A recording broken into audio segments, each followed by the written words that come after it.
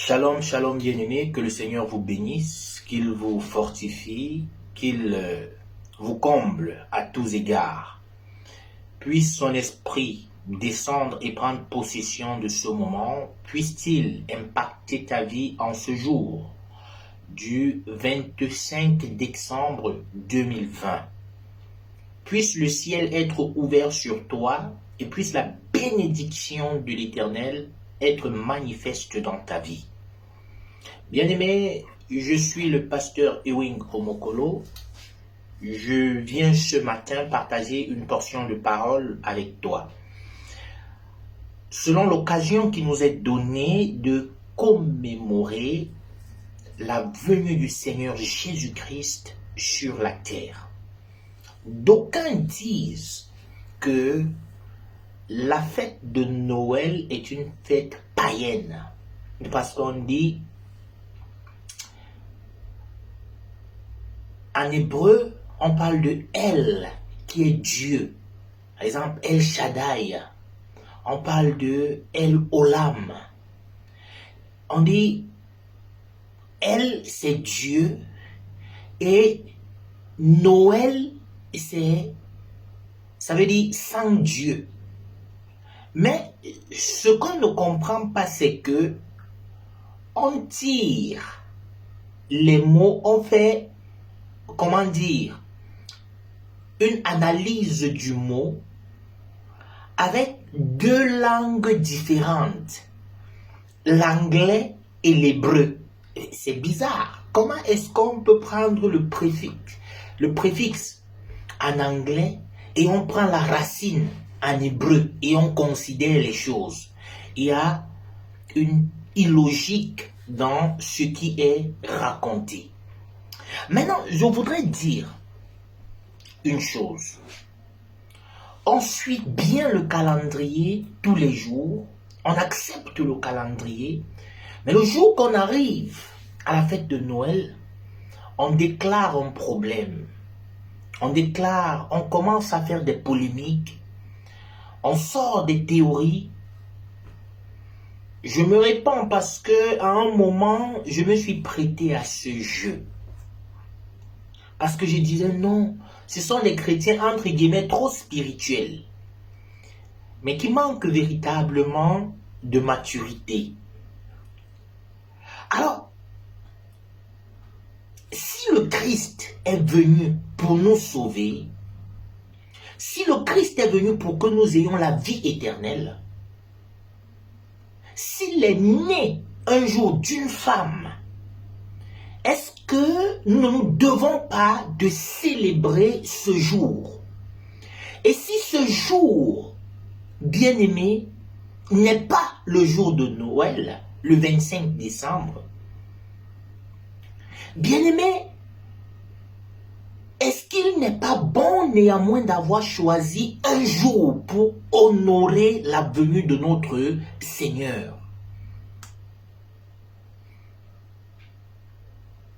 Est-ce que ce n'est pas quelque chose de glorieux? Est-ce que ce n'est pas quelque chose de puissant? Est-ce que ce n'est pas quelque chose de grand? Et je voudrais poser une question. Et si par tout hasard, il était effectivement né le 25 décembre, parce que personne ne connaît véritablement le jour exact de la naissance de Christ, on connaît la période selon les descriptions météorologiques, selon les descriptions, je dirais,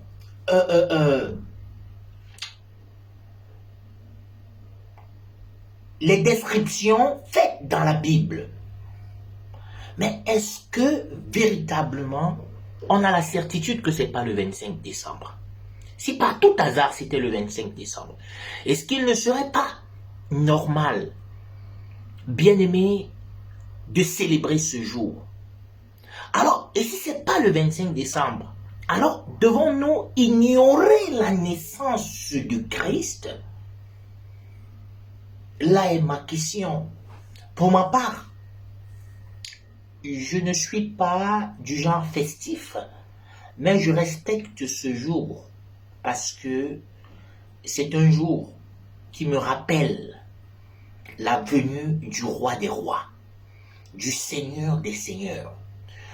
C'est un jour qui me rappelle la naissance de celui qui va bouleverser l'ordre des puissances, des principautés, l'ordre des autorités, l'ordre de la servitude, celui qui va bouleverser l'ordre de l'esclavage, celui qui vient pour libérer. C'est un jour de gloire, c'est un jour puissant, c'est un jour merveilleux, c'est un jour à célébrer. Alors je voudrais que quelqu'un se joigne à moi pour célébrer la naissance de notre Seigneur, car c'est le commencement de la gloire. Bien-aimés, la Bible dit dans le livre d'Ésaïe, un fils nous est né.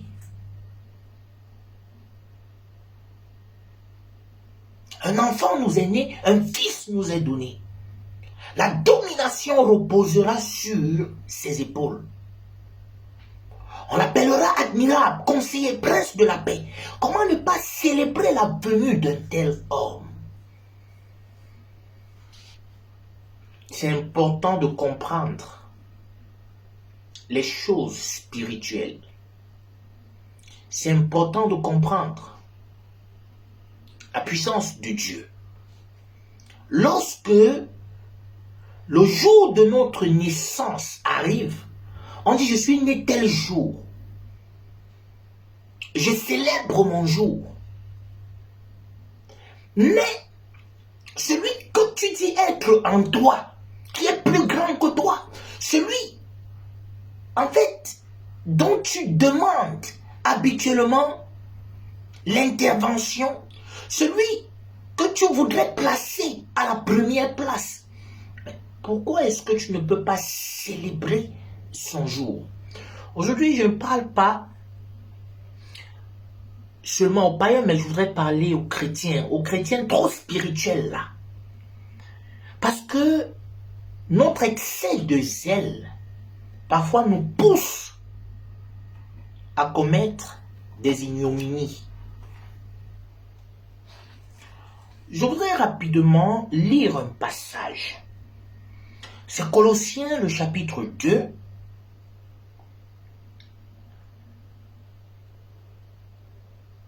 Je vais lire à partir du verset 13. Il dit, vous qui étiez morts par vos offenses et par l'incirconcision de votre chair, il vous a rendu à la vie avec lui, en vous faisant grâce pour toutes vos offenses. Il a effacé l'acte dont les ordonnances nous condamnaient et qui subsistait contre nous. Et il l'a détruit en le clouant à la croix. Il a dépouillé les dominations et les autorités et les a livrées publiquement en spectacle, en triomphant d'elles par la croix. Voilà quelqu'un qui est venu et qui a fait toutes ces choses. Il a effacé l'acte dont les ordonnances nous condamnaient. Bien-aimé,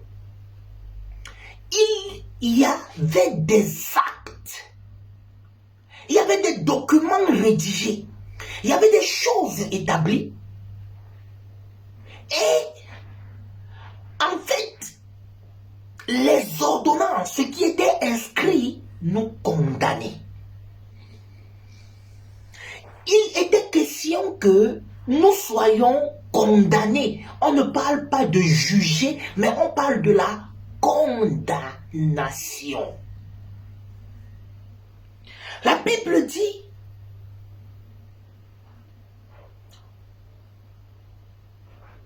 et il l'a détruit en le clouant à la croix.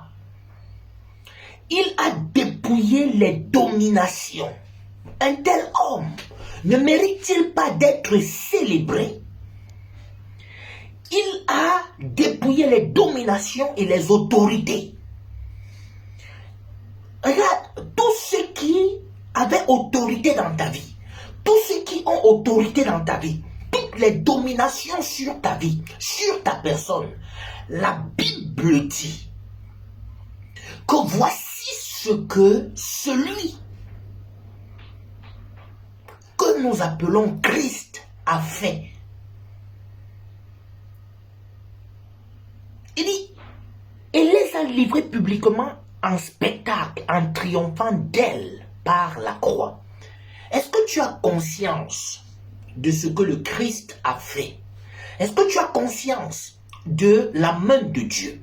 Est-ce que tu as conscience de la puissance de Dieu? Est-ce que tu as conscience que celui-là doit être célébré, non pas seulement le jour de Noël, mais tous les jours? Mais parce que nous devons nous souvenir, nous commémorer sa venue, sa naissance. C'est très important qu'un sauveur soit venu sur la terre pour nous. Il faudrait que ce jour soit mis à part et qu'il soit célébré. Si même les gouvernements les plus athées, les plus païens, les gouvernements les plus rebelles à la chose de Dieu acceptent de célébrer ce jour, bien-aimé, pourquoi est-ce que tu veux attrister les enfants de Dieu? Voilà une femme. Tu te comportes aujourd'hui exactement comme cette femme.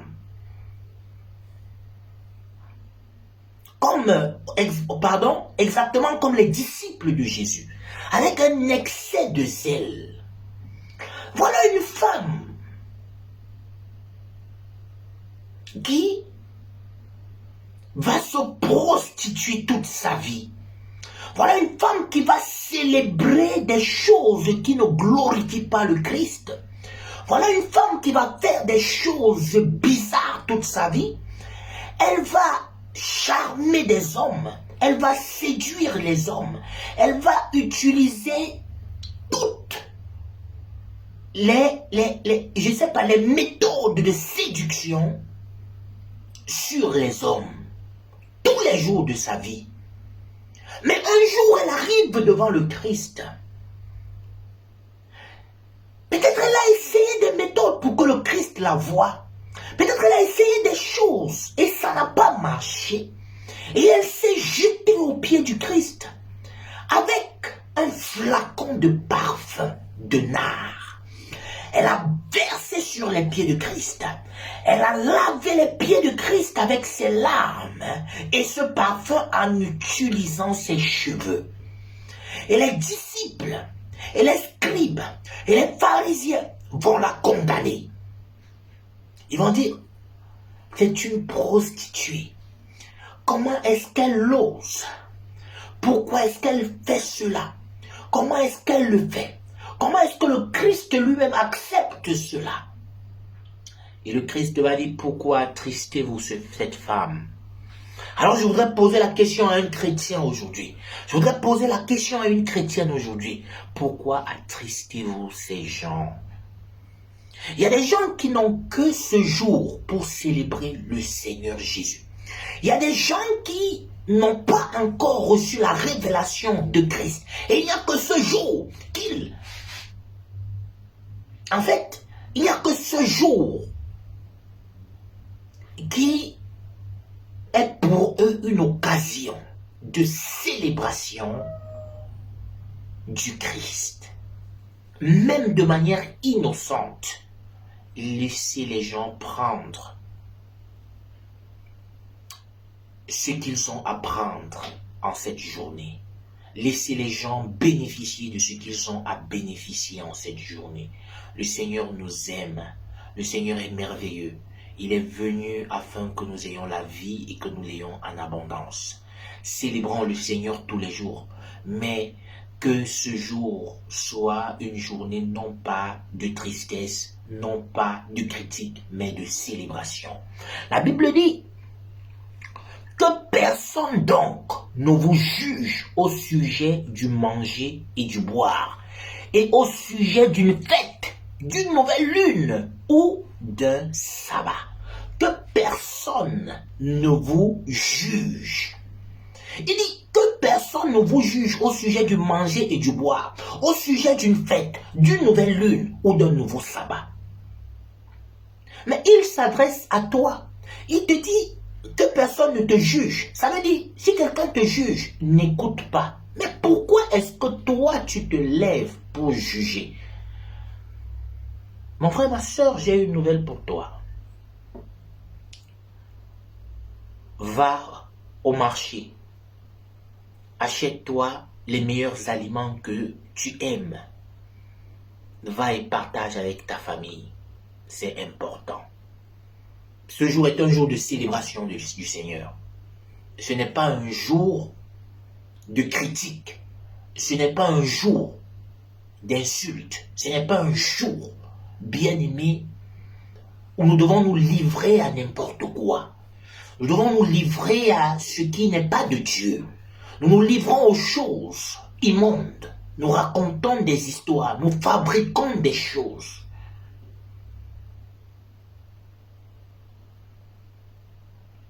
Bien aimé, même si le 25 décembre était à l'époque une fête païenne, mais si aujourd'hui, elle n'est plus, si aujourd'hui on présente le Christ, vous croyez que le Christ n'a pas dominé sur cette fête? Que personne donc ne vous juge au sujet du manger et du boire, ou au sujet d'une fête, d'une nouvelle lune, ou des sabbats. C'était l'ombre des choses à venir. Mais le corps est en Christ.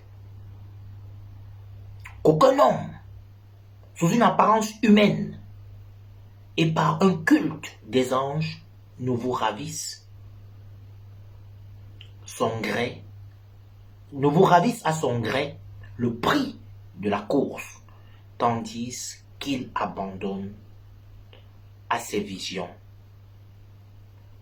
et qu'il est enflé d'un vain orgueil par ses pensées charnelles. Bien-aimés, les gens vont vous raconter des choses. Les gens vont vous tirer des théories. Les gens vont dire beaucoup de choses. Mais garde la tête froide parce que les gens ont des pensées charnelles. Parfois plus que charnelles. Parfois terribles. J'appelle ça le zèle de la jeunesse. Tout ce que les gens racontent, beaucoup de personnes racontent, je l'ai dit, j'en ai parlé. J'ai également posté des trucs sur Facebook il y a de cela quelques années à ce sujet. Mais la sagesse du Seigneur est merveilleuse. Ça ne veut pas dire que tu n'es pas enfant de Dieu. Et ça veut simplement dire qu'il y a des choses que tu n'as pas encore compris. Il y a des choses que tu n'as pas encore assimilées. Il y a des choses que tu n'as pas encore captées. Ça, ce n'est pas l'esprit qui te le donne, mais c'est la sagesse du Saint-Esprit. La sagesse de Dieu. Elle te donne de comprendre certaines choses. Que le Seigneur te bénisse puissamment. Je voudrais te souhaiter un joyeux Noël. Que sa grâce et sa faveur soient sur toi. Je vais faire tout de suite une nouvelle vidéo. Une vidéo, en fait, qui va parler de la célébration de Christ. Une vidéo qui va parler des cadeaux. Une vidéo qui va parler de la puissance de Dieu. Qui va parler de la venue de Christ. Alors, que le Seigneur te bénisse et qu'il te remplisse dans le nom puissant de Jésus-Christ. Amen. Joyeux Noël. Et À bientôt.